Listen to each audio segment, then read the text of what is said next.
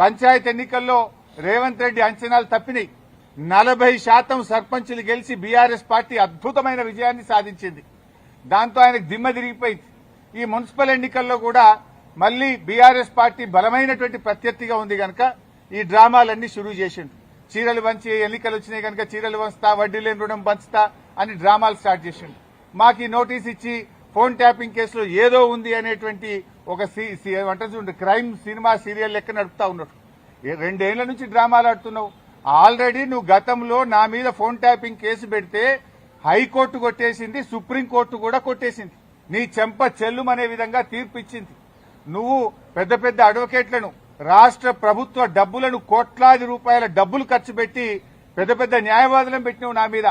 ఎంత పెద్ద న్యాయవాదులను పెట్టినా న్యాయం నా వైపు ఉంది గనక, మేం తప్పు చేయలేదు గనక, ధర్మం మా వైపు ఉంది గనక హైకోర్టులో మేము గెలిచాం.